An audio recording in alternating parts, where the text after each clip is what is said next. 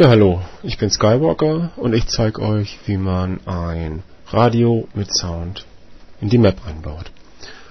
Ich habe dazu im Radiant mal eine Skybox erstellt, 1024 x 1024 groß, und in dieser Map erstelle ich jetzt mit der rechten Maustaste ein Script Model.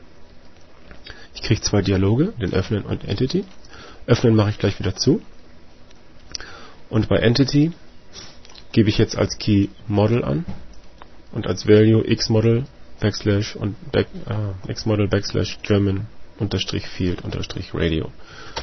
So, wenn ich das dem Script Model hinzufüge, dann wird mir das in der Map auch als Radio angezeigt, wie man das hier sehen kann.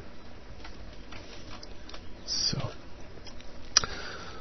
In der 2D-Ansicht mit der Taste R drehe ich das Ding jetzt, dass es zu mir zeigt. Nochmal R, ich kann es wieder normal anfassen.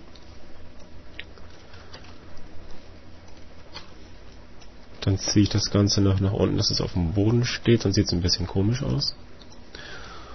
Und was ich noch machen muss, in einem Entity Editor muss ich ihm einen Key Target Name verpassen mit dem Value Radio Sound 1.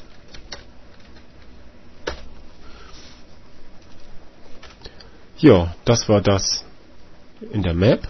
Achso, ja, ich habe natürlich auch da drüben noch ein Deathmatch Spawn und ein Deathmatch Intermission gebaut. Aber das soll jetzt hier nicht der Karten-Tutorial werden, wie man eine Map baut. Nach dem Kompilieren können wir uns dann an die Skriptdateien setzen.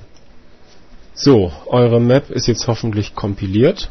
Das heißt, ihr habt eine Soundcheck BSP bekommen. Und ich habe jetzt mal eine Soundcheck GSC. Die zeige ich euch mal. Das sind eigentlich so die Mindestanforderungen, die in jeder Map so drinstehen sollten, bei jeder GSC-Datei. Da müssen wir jetzt nochmal eine Zeile hinzufügen. So. Und da steht jetzt das aus meinem Tutorial, aus dem Thread. Get ENT.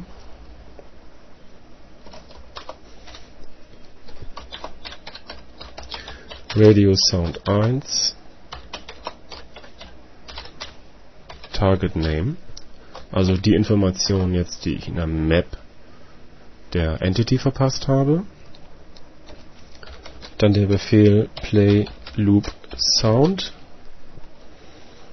und dann natürlich die Frage, was wollen wir spielen? Und zwar Radio 1 wollen wir spielen. Und was Radio 1 ist, das definieren wir gleich in der CSV-Datei. So, für die CSV-Datei habe ich in Call of Duty Main-Verzeichnis ein Sound-Aliases angelegt und da drin habe ich aus der Original iwsounds.csv eine Soundcheck.csv kopiert. Die gucken wir uns mal an. Das ist im Grunde der gesamte Kopfbereich bis zu dieser Zeile 00.wav und darunter habe ich dann meinen Radio 1, den ich in meiner Soundcheck DSC definiert habe, verknüpft mit einem Sound misc /radio 1.mp3. Also wie es da genau stehen muss, das könnt ihr dem Foren-Thread entnehmen. Das wäre die CSV-Datei. So, wie in der CSV-Datei beschrieben, gibt es ein Soundverzeichnis mit einem MISC-Verzeichnis und da drin befindet sich meine Radio 1.mp3-Datei. Jetzt haben wir die gesamte Verkettung vom Script Model über den Target Name, über die CSV-Datei bis zur endgültigen mp3-Datei. So, jetzt haben wir mal Call of Duty gestartet. Wir können jetzt diese Map mal ausprobieren. Wir gehen in die Konsole, /map, Soundcheck, so wie die BSP-Datei heißt. Und dann laden wir sie mal.